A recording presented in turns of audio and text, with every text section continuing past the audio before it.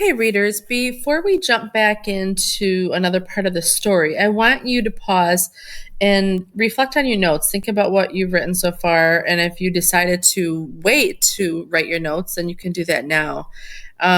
What did you learn more about Zuri, and what themes do you see emerging?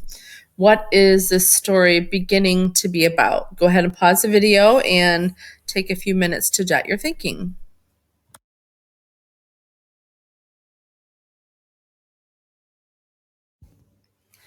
Readers, I want to compliment you on the work that you're doing with your summaries. Regardless of if you're writing more about character-based summaries or more about the possible themes that are emerging, you're tracking more than one idea, and that's a lot of work. That's something new for some of us. I do want to give you one tip. That is, when you summarize a new part of a book, you want to try to connect it to earlier parts of the book. In fact, I'm starting to feel like we need a timeline or something that shows us and helps remember the big moments of the story, especially the ones that we're reading closely. So let's think about it. And maybe we can create something that we can reference. All right, let's go on. We're going to move forward a bit to a new scene. First, let me fill you in on what happens in between. Zuri and Janae are talking more on the roof, and just as they leave the roof, Janae asks Zuri if she thinks she has a chance with Ainsley, the younger Darcy brother. So clearly, Janae likes him. Then the story moves to the next morning, and Zuri wakes up and thinks about how everyone is preparing for the block party. Are you ready? And this time, when you summarize, you can try to connect this scene to earlier scenes. So to recap, we've read the first scene where we met Zuri and find out about her concerns about the neighborhood getting gentrified and her worries about these rich boys who have moved in across the street, the Darcys. Then we read the scene where Janae and Zuri sit on the roof and talk about their futures.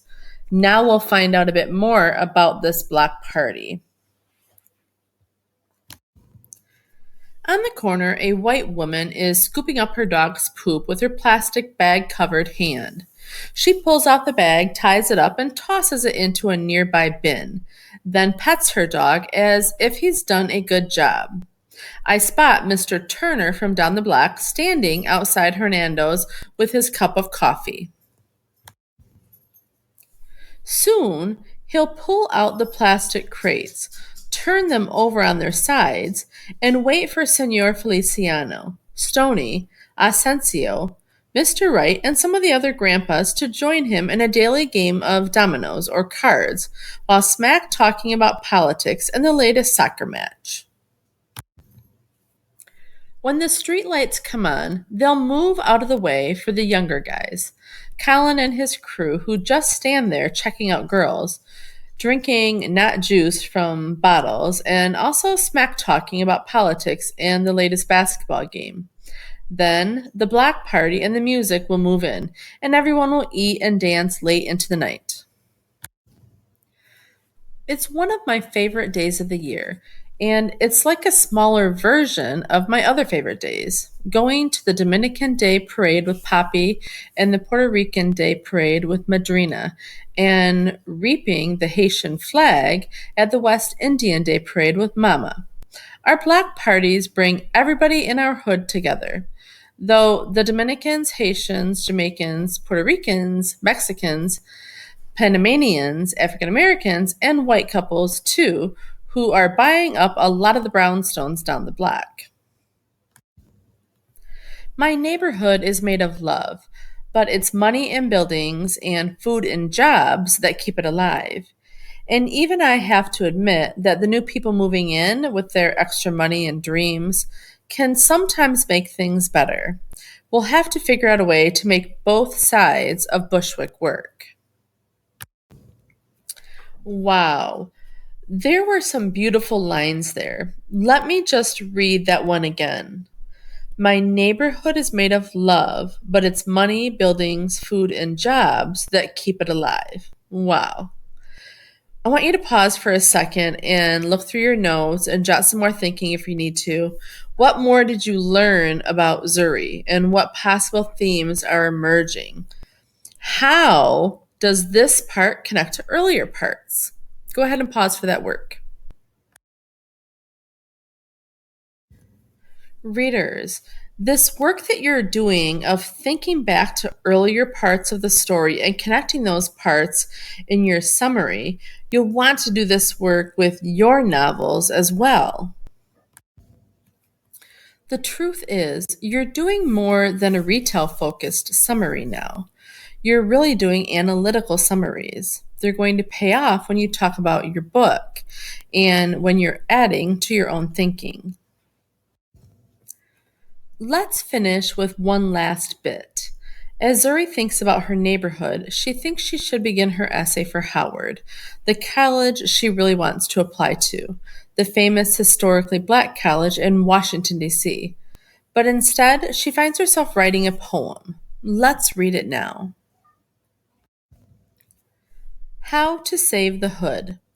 If my name was Robin, I'd steal the tight corners, where hope meets certainty, to form perfectly chiseled bricks, stacked high to make walls, surrounding my bushwick. Sometimes I don't go to the other side, where Bedstew or Fort Greene are guarded and armed with coffee mugs and poodles on leashes. I don't see any more homeless pets like the ones that used to gather in the junkyard on Wyckoff Avenue. Beneath the overhead train tracks, like marks on the arms of junkies who used to stumble down Knickerbocker.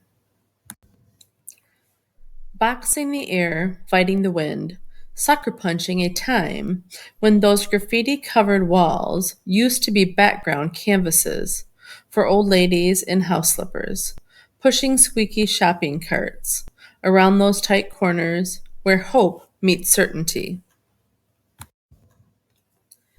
Hope is wishing that corners will turn into long, unending streets where all the traffic lights turn green. Certainty is knowing that corners will always be home, where 90-degree angles are the constant shapes in our lives, always a sharp turn. So gorgeous. I read that Elizabeth Acevedo, the slam poet and author of National Book Award winning novel The Poet X, that some of you may be reading, helped with the poetry in this novel. And it's amazing. I want you to pause for a second and think, what are you most struck by at the end of this poem?